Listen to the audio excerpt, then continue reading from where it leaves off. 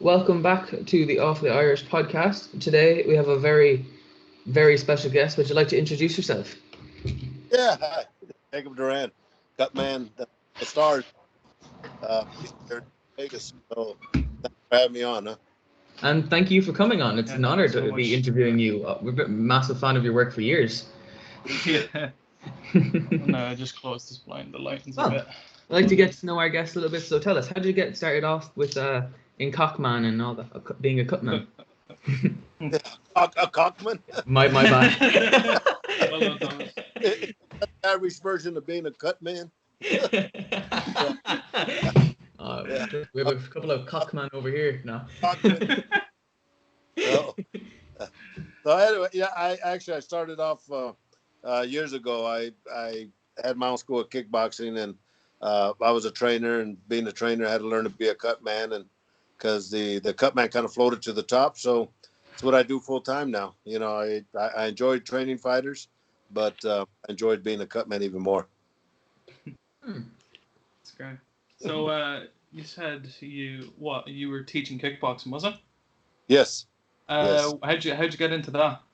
I was in the military you guys weren't even born, 1972, 1974. They stationed me in Thailand, and I was there for a year. So that whole year I studied the Muay Thai system, and got back to the States, and I continued my training. And from there I decided to open up a school of kickboxing. So paid off. That's incredible. What belt did you get to? Pardon me? What belt did you get to in Muay Thai? We didn't work on belts. You know, I know guys were going up to because what happened is the Koreans started us off, and they were there. I did Thailand, Taekwondo. It all sounded the same to me, right?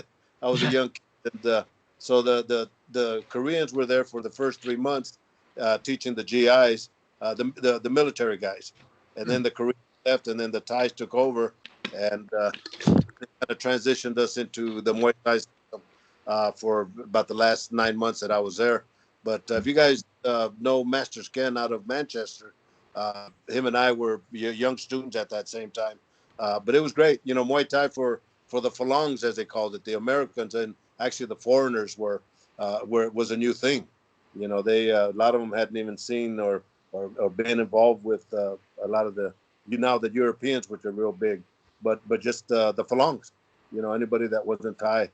Just wasn't a big sport for them. I didn't even know what Muay Thai was when I got there, you know. So that was kind of great. But yeah, we didn't go with no belt systems or nothing like that. No, nobody knew what all that was. Yeah. And as a matter of fact, when I got back to the States, kickboxing was non-existent, you know, and it was just kind of starting to get going, and never really kicked off in the States like boxing or like MMA even right now. Yeah. But I know definitely in the last few years that it's become more popular because I know my brother's friend went to Thailand and he was teaching English over there, but while he was doing it, he actually started a bit of Muay Thai himself. So like it's getting more popular now, like because if you ask someone what their favorite martial art is or like combat sport, they're like a lot of them are gonna say Muay Thai, kickboxing, MMA, boxing itself, like.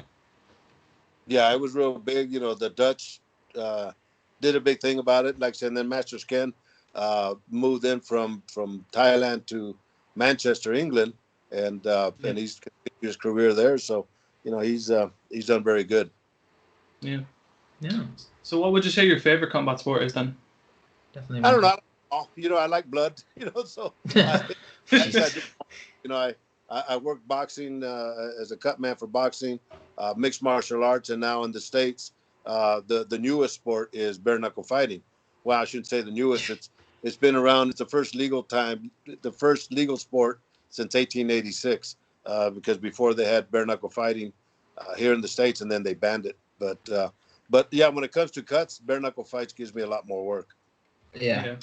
I heard, who was it? Was it the two strongest guys in like the world? The guy who lifted like Eddie Hall and Hafthor Bjornsson. Weren't they gonna have like a bare knuckle fight right before COVID-19? I don't know about a bare knuckle fight. I knew they were gonna have like the world's heaviest boxing match. Because they're both like, how much do they weigh? They weigh like a good bit. Like Look up Habthor Bjornsson there, yeah. I'll look up how much Eddie Hall weighs. Eddie Eddie Hall weighs Hall, 164. kilos. That's I'll look up what half bore. Yeah, what's that in pounds? yeah. What's 160 Pounds. kilos in pounds? Half bore weighs 205 kgs. Like. So that's what 400 and how many? That's like 400 and something pounds. 205 pounds, kg. That's 2015, Thomas. Wow. Oh wow! Oh Jesus Christ, man! Sorry about that. What was it? 205? Yeah. 205, yeah, in pounds.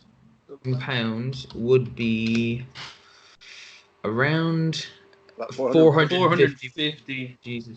How heavy was Tyson for his second fight? Tyson Fury? Yes. I don't know. He's about 280 maybe. Is that pounds? Yeah. I don't think he hit 300. I But don't. he was pounds, I think. Was he 42? Was it kilograms or pounds you were using over there? Pounds. He was 42 pounds heavier than Deontay, wasn't he? Something like that. I know he was. He looked. Yeah. Me and Dara and our other host, we stayed up to watch that fight, man. Oh, it was mad. No, I can only remember about half of it, but sure, look, it was a good night and it was a good fight as well, I think. And I think the excuse that Deontay Wilder came out with after it was kind of a bit lackadaisy, like the suit he wore was too heavy, like. Yeah, that was the stupidest thing he could have said because then he bragged in the 40-pound suit. Yeah, everyone was making fun of him after he said it. Like they were like, "Oh, okay, yeah." But yeah, that's. Wow.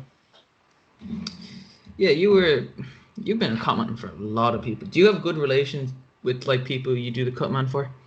Yeah, that's number one, is to have a relationship with the fighters.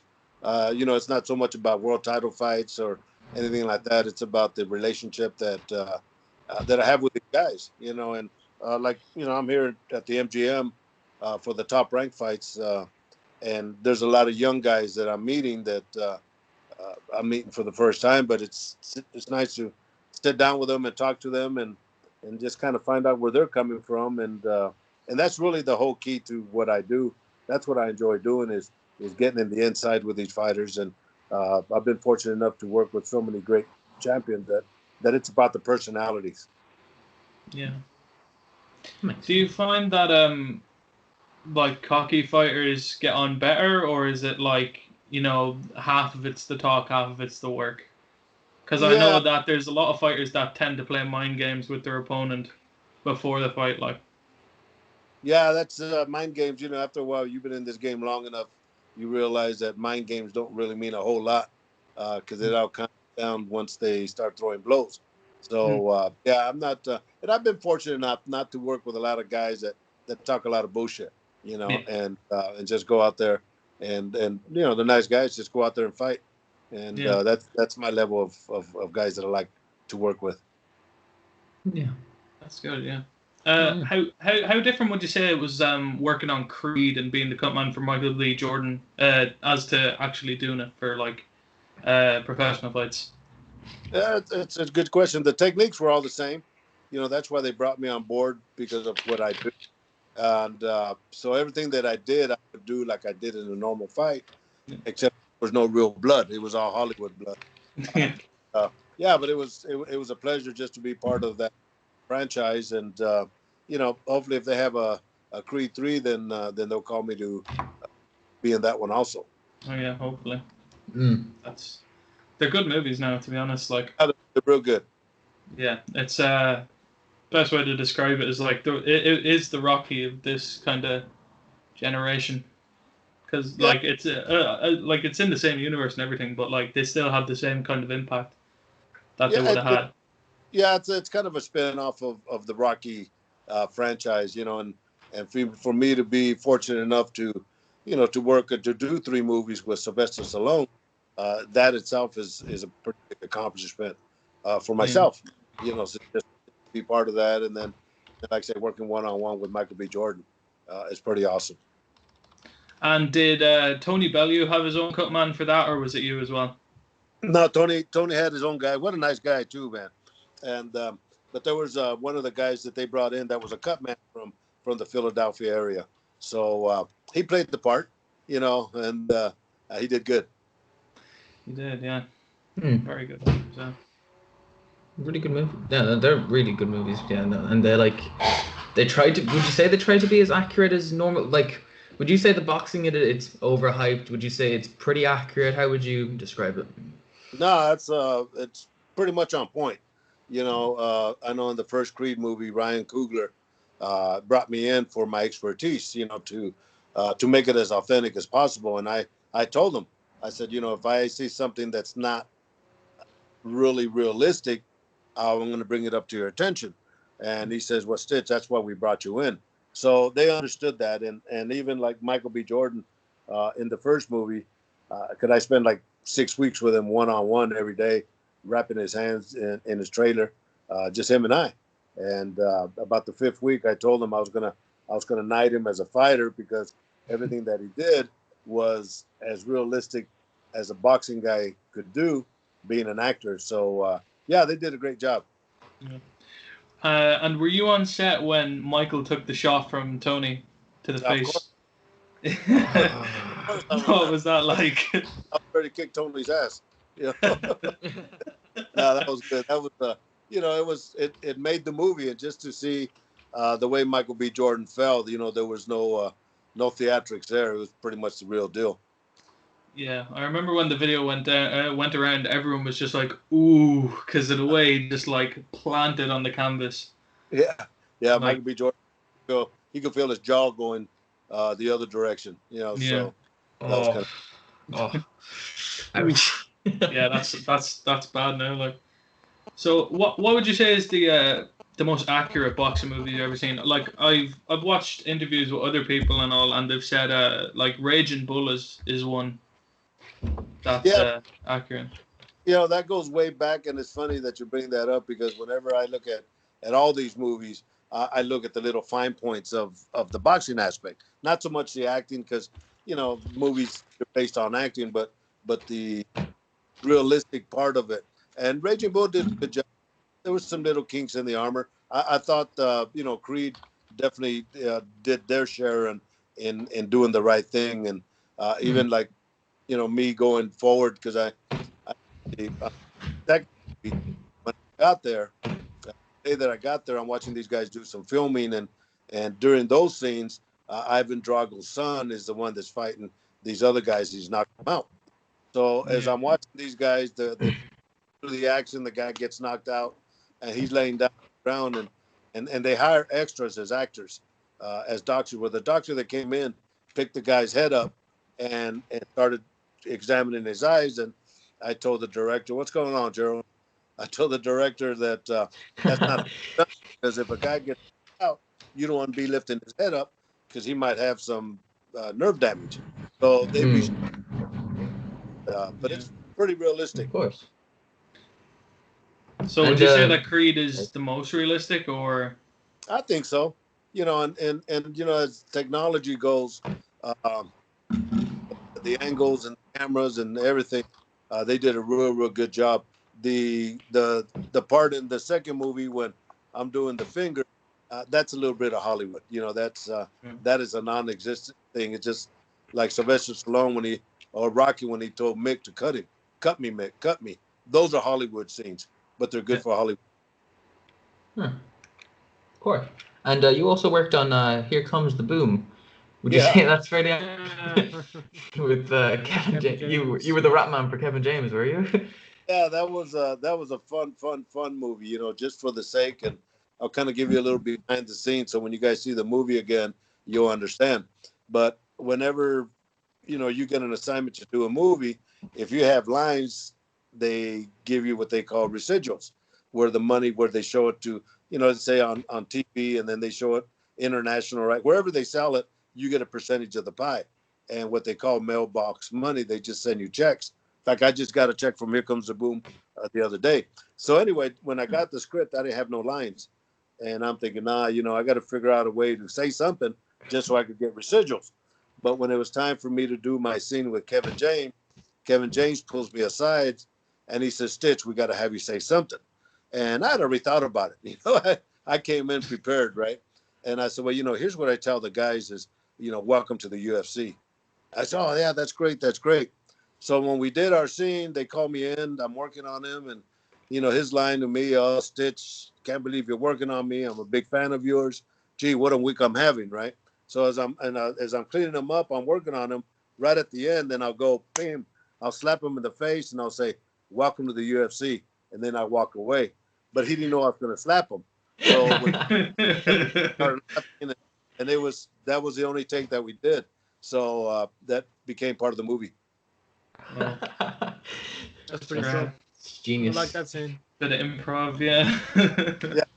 If I would have told him I was going to slap him, he might have flinched, Yeah. right? So I'll just keep it to myself and boom, welcome to the UFC, and then walk off. Oh, awesome. Yeah, that was a good way to do it. Yeah. I'm gonna watch that. I'm gonna watch that movie probably later on there, just because That's we're a great talking about movie it. anyway. Yeah. Yeah, it was a fun movie.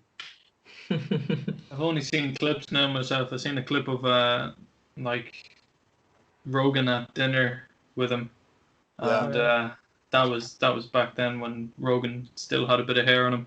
But Well, I'll give you another behind the scene. Boss Rutan, which is one of the trainers and a great guy. I mean, great fighter.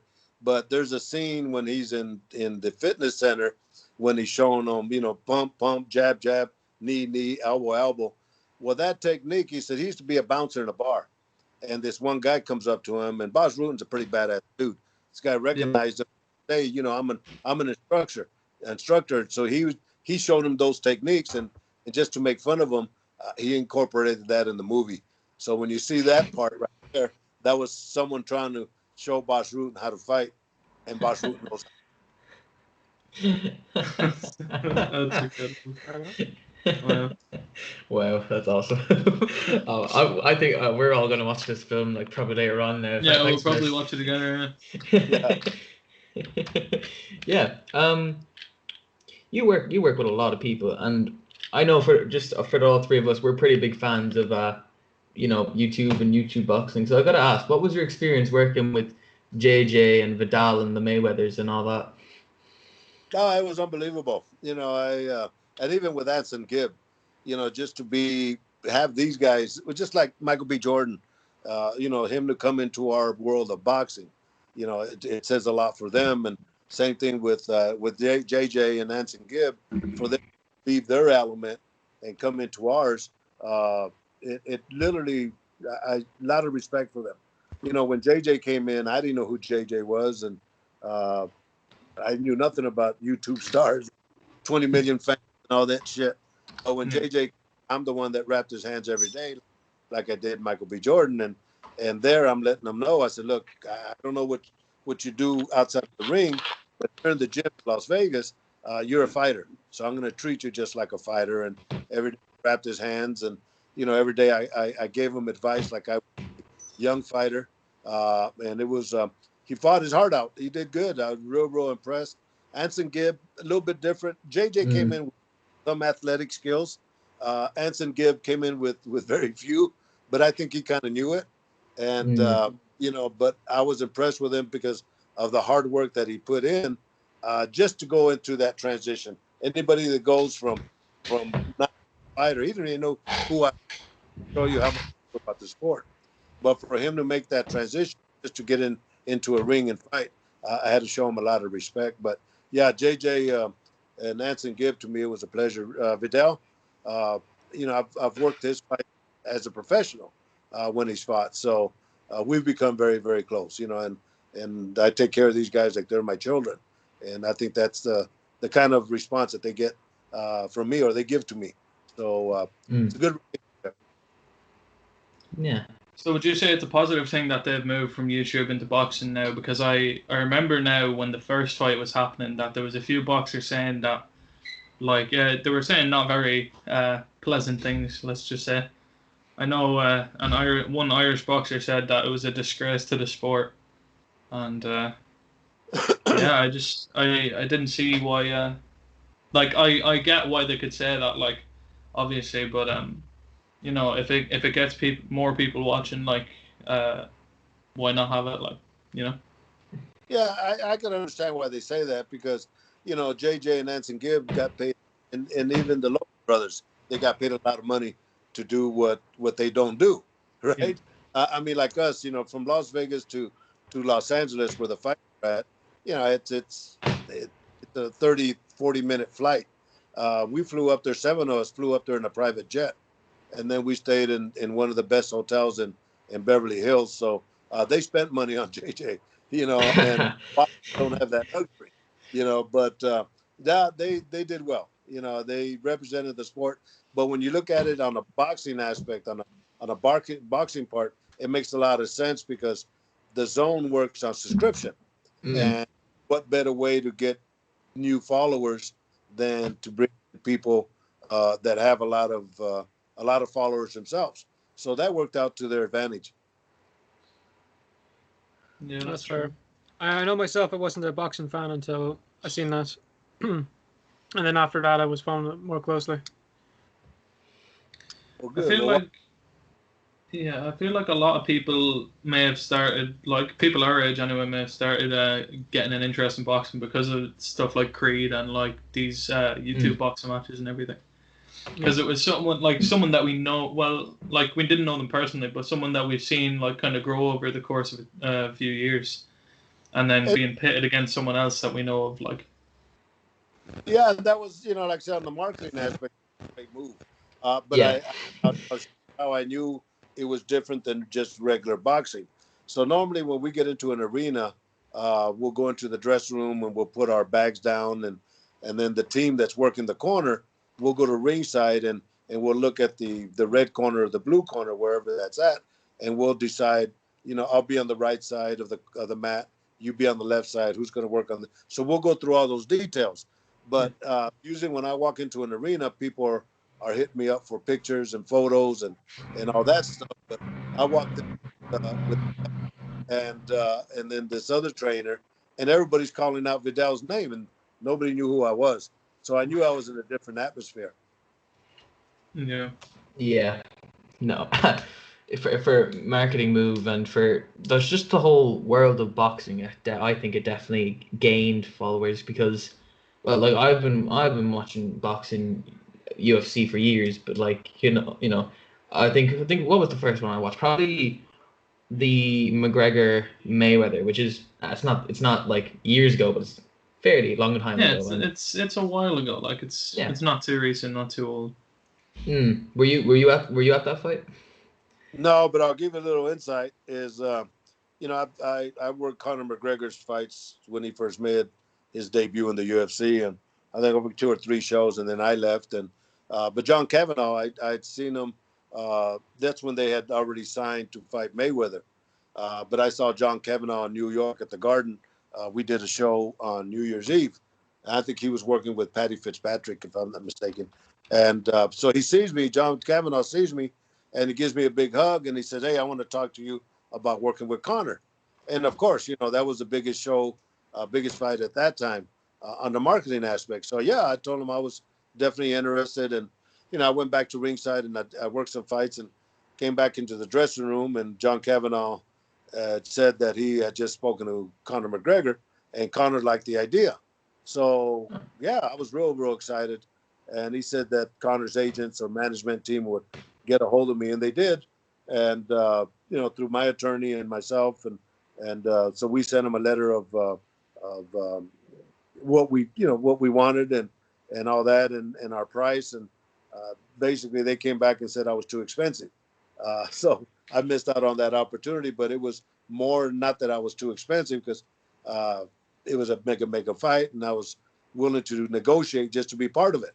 But Mm. but being that the UFC had let me go, it wouldn't have looked good that Conor McGregor, the Yeah. ace from the UFC, brought me in instead of using the other Cutman. So that was the opportunity was there.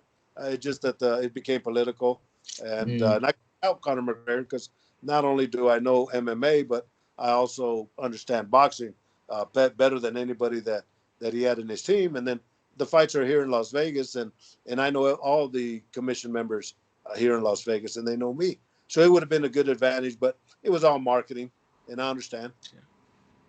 Hmm. Oh yeah. Yeah, that's true. Like with McGregor's fights in the UFC, like they do tend to bring in the bigger paydays. Like, so if they saw something threatening that, like they'd just be like, oh no, can't have that. Like Connor wants to make his millions, you know.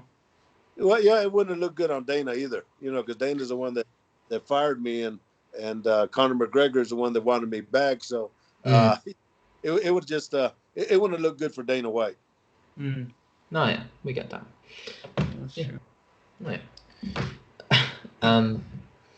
Yeah, sorry. I was gonna ask about Vladimir Klitschko and kind of like your relationship with him because you worked on his, you worked with him for years, didn't you? Yeah, about 12 years with Vladimir. Both Vladimir and his brother Vitaly. Probably till this day, the nicest people I've ever worked with. Just very humble, being in the high position that they were at. They treated everybody with respect. Yeah, we became family. Yeah, that's pretty great. Awesome. They're great fighters. Like clearly. I saw an article. I was just reading it before this about how you were talking about when Vladimir fought Tyson, and you said that you thought he had a bad day, and then you attended the Wilder versus Fury, the first fight, and you said that you could definitely see that why you why he beat Klitschko and all that kind of stuff. You know what I mean? Yeah, that He's was yeah, he was, his style of fighting. I thought, he just don't look like a fighter, right?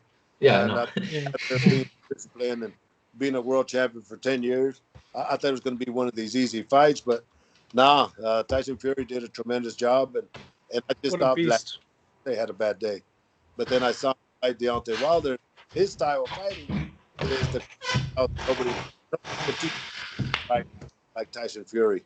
So in that aspect, there's only one Tyson Fury, and I let him know. I said I totally impressed, and what he did to Deontay Wilder was pretty special. So it's I see him as a fighter. Nobody's gonna teach anybody how to fight like Tyson Fury. That's for yeah sure. Yeah.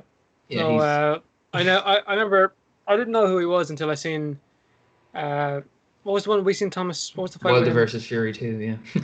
Yeah, first that was the first time I ever seen him, and I could not believe that this guy was an actual fighter, like to be considered an athlete. And then by the end, he actually won, and I was even more in shock. Yeah, what a simple guy. The the Irish traveler, and literally he's really proud to be an Irish traveler, and just a very very humble guy. The whole team, his brothers and the whole family, they were all just super super nice people, man. And I've always said, I told Conor McGregor, uh, and I told Tyson that the Irish are the Mexicans of that side of the water because you Yeah. guys fight just like a Mexican, and you guys could drink just like a Mexican. Yep. You guys are the yeah, we're no different. Yeah. Well, yeah. Do you know anything with him and Anthony Joshua? Do you know if you'll do anything with them, or do you know anything? No. Well, outside of December the 19th, they're kind of looking at that date. I'm here at the Bubble with the Top Rank shows, and Top Rank is Tyson Fury's promoter, right? Mm. So I did an interview last week on the stoppage of Deontay Wilder. Was it the proper? And this is leading up to the fight December the 19th. So hopefully that fight will go off. But they asked me my thoughts on whether they should have stopped the fight the way they did, Mark Breland, and of course they should have, Yeah. because Tyson Fury was taking the kind of punches that give you long-term damage, and so it was the best thing that they did was stop it. Yeah. Didn't Wilder's the team they threw in the towel, didn't they? Just before the ref was about to Yes, stop it. Yeah. Yeah. yes, It was good that they stopped. I mean, I don't know. Tyson definitely. And even in the first fight, I think we all know Tyson probably should have won that if he didn't get knocked down. You know what I mean? yeah. Could And you? that's the point. Is you're right, because if he wouldn't have got knocked down, he would have won the fight. And I told reporters, that I always work on numbers. Everything is based on numbers, and on this fight with the rematch, Tyson Fury had two ways of winning, and Deontay Wilder only had one way of winning. Deontay Mm. Wilder won by knockout, but Tyson Fury, his chances of winning doubled because he could have won by knockout or decision. And if it would have gone the decision, easily would have handled it and won. It just turns out that he knocked him out, which was great. Yeah, no, it was a great fight, man. It That was a good fight. was an awesome fight. Yeah. Yeah. Well, only seen clips from the first fight, and the first fight, wasn't it? He like fell on the ground and then like just closed his eyes, opened them back up, and was back like nothing happened. Yeah, there's so That's many terrifying. interviews about him getting up and like yeah. Imagine being the opponent, like I just got him, and then turn around and just Deontay rising up like Wilder a zombie. thought he won that because most people who he does knock down, they don't get up. He has a very, very strong right hand. Like, in all fairness to him, you got to give credit where credit's due. Yeah, that was a ugly knockout, and you're right. I mean, I think Deontay Wilder figured that there's no way that I think the whole world figured that there's no way that Tyson Fury is going to get up from that devastating knockdown, but he did. He got up just like The Walking Dead. And I think that move right there is what made him a household name.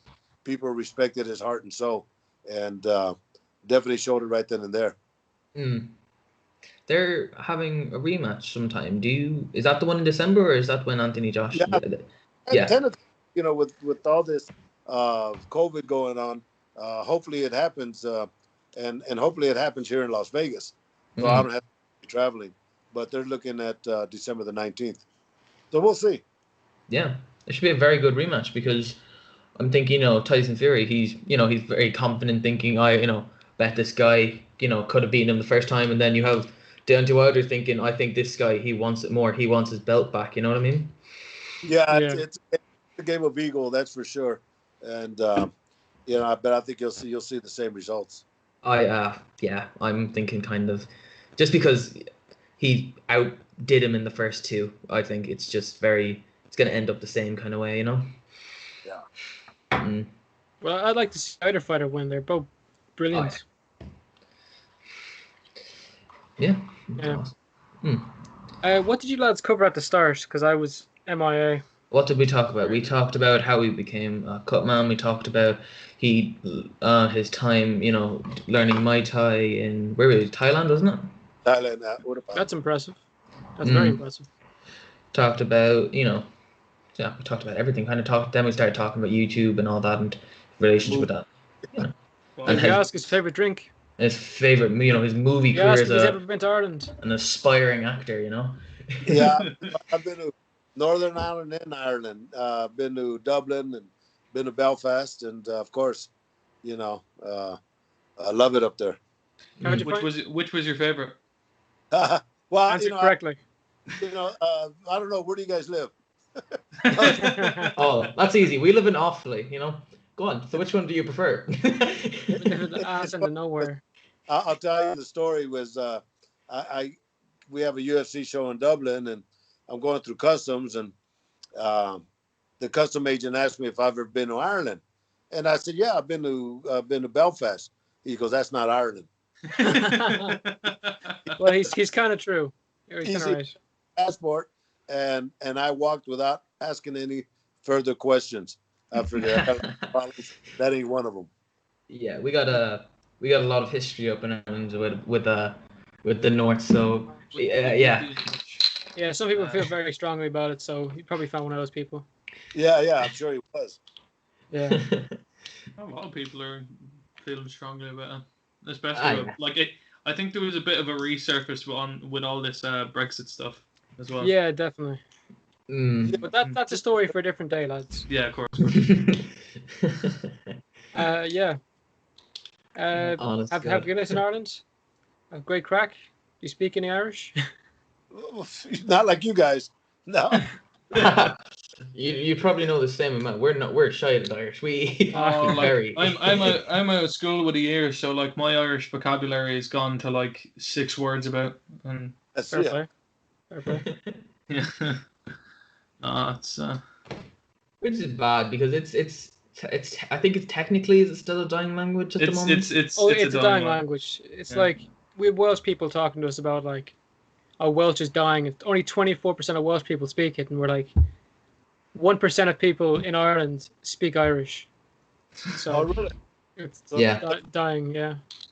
it It's is a a shame. shame, but like What can you do, lads? yeah, exactly. Hmm. Hmm. What? You're just like looking off. You're like, It's like trying to think of a question. I am trying to think of a question. We're out of questions. We usually have like a thing of questions. Yeah, we usually go on mad See, tangents. this lad's so good at interviews. He just gets a question done. Sure, man, he does the whole lot Exactly. of Yeah, them. it's just They're like all There's trying no, to there's no interview. rambling here. Sure, why wouldn't She's they? professional. well, you got a great job, man.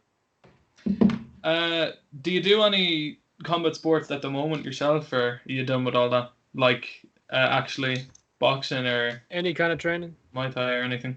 No, the training. I went number one. We're on lockdown, but yeah, I was when before all this COVID kicked in. I'd pat out my son. Maybe I'd go kick the bag a little bit, but I haven't done anything in the last 4 months since we've been on lockdown. Outside of just stretching a little bit, but at my age, I got to be careful not to pull a muscle. So yeah, that's not as active as I used to be. How has COVID affected where you are at the moment? Well, Like, I is it live. bad where you are? Yeah, well, I live here in Las Vegas, right? And let me see if I can show you guys. I'm at the MGM. Let me see. You can see this is the Oh, outside, so right? you are. Oh wow. See New York. That's cool. So Beautiful. I'm on Wow. lockdown here, but it's affected the casinos and unemployment and everything that goes with that. And luckily for me to be here, not a bad thing because I got a job and then I get Yeah. tested, so I know I'm good to go. Yeah, that's Yeah. very good. Yeah. Yeah, the States at the moment, it's not doing too good in terms of COVID. Oh, it's horrible. The politics have gotten in the way over here, and they're not looking at the strength of taking care of the people. So Yeah. It's unfortunate. it's kind of dividing the country by different people, and we're trying to they're trying to have everybody to wear masks so that we could arrest this COVID, but you always got some people that think it's their independent right and their freedom to We're not to thinking work. it's not even real. Yeah, instead of being a team player. Yeah. Yeah, it's gotten a lot about people taking it very personally when people ask them to wear masks. Yeah, it's and like stuff. people are just like, people could be stuck at home outside of COVID all the time. Like they could be like unemployed or just like they don't want to go out and get a job and they're always stuck inside. And then as soon as COVID struck and the government's like, all right, stay inside, everyone's like, no. Yeah. They're just like, no, I Yeah, don't it's want it. kind Now of you're telling me being a to, so I'm just teenager gonna and get then out. doing the opposite of what you're told. Exactly. Yeah. That's a small sacrifice to make, right? Exactly. Well, I know that I got a notification earlier on my phone that was at Oxford University Yes. was after testing a vaccine for it, Phase 1. and Of a vaccine. it was phase 1 of human trials for the vaccine, and there was positive results, so it's looking good. All good things. Yeah, but I Uh, think we'll be in this environment for definitely till the end of the year. And not only, badly. but even combat sports and all sports are going to be limited because the shows that we're having here, there's no audience. Yeah. Same as the UFC, there's no audience. But I think that's going to be the norm from now till at least the end of the year. Yeah. I don't know if I've heard about it already, but have there been any fights cancelled because someone was infected? Yes. Yeah, there's 2 or Well, 3 in UFC. Kobe Covington got it, didn't he? Wait, Yeah. did he? There's been some that have come here. Once they get tested, then if they them or one of their team members test positive, then they'll just kind of extract them from this area. But it's what they call the bubble. We're on the 12th floor of the MGM, and the whole floor is for all the participants that are participating, the camera crews, the promoters, the fighters, the trainers. So we're all locked down in this 12th row by ourselves. That's insane. I know the guy who was supposed to fight weird. Kamaru Usman. He tested positive, or one of his teammates, and that's why Jorge Masvidal had to step in for him. Yeah. Oh, That's insane. Yeah. that's really weird. I know here for like soccer and stuff, they've had a thing where, like for the lack of an audience, because it's kind of a weird atmosphere, that they'll have on one channel, they'll just have the football, and then they'll have the same match on another channel, but add kind of background noises, Yeah. like as if there was an audience there. That's weird. And I They know, do no, it they is do it that is with weird, football, but yeah. it's actually weirder watching it without the audience, because all you're like, during a football match, all you can hear is people cheering and stuff. But like for this, like my brother switched over to the channel where it's like no audience, and all you can hear is like and like when the lads kick the ball, and it's just so weird. Like, Did you see in Korea they're doing something weirder? They're putting like stuffed animals in the seats. Yeah. are they actually? Yeah. That's Thomas, can you check that real crazy. quick? What? Oh, what am I searching up? Korean. The Korean stuffed animals audience thing. I don't know how you can phrase it, but just find it. I think I did hear something about this. Yeah. Stuffed animals baseball. Yeah. Baseball.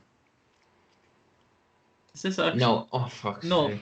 Put on baseball, Thomas. Yeah, I'll do that now. Jesus. Nice one. Nice one. Lovely. No. Crazy. Maybe they should do it with Oh the my UFC. god, that is so creepy. Oh, that is so weird. It's That's like weird. it's like Me Sports. It Yeah, is. could you imagine if they did something for, like that for boxing? That'd just be weird. Brilliant. Yeah. I'd love that. Don't even suggest you. Hey, gentlemen, listen, I have to cut it short. I got to go to the weigh-ins at 12 o'clock, and it's like in 20 minutes. Yeah. Best of Yeah. luck. That's all Yeah. good. Thanks so much for getting on. No, I appreciate Thank you you guys. so much. Yeah. You guys continue Okay. doing what you're doing, and hopefully we'll see another YouTube fight. Yeah. Looking Hopefully. forward to it. We'll talk after. All right, my man. Call All right, anytime. man. Have a Thanks. great day. Best luck. All right. Thank you All very right, much, sir. Bye now. Bye bye. God Bye-bye. bless. Okay. Remember to That's done. subscribe.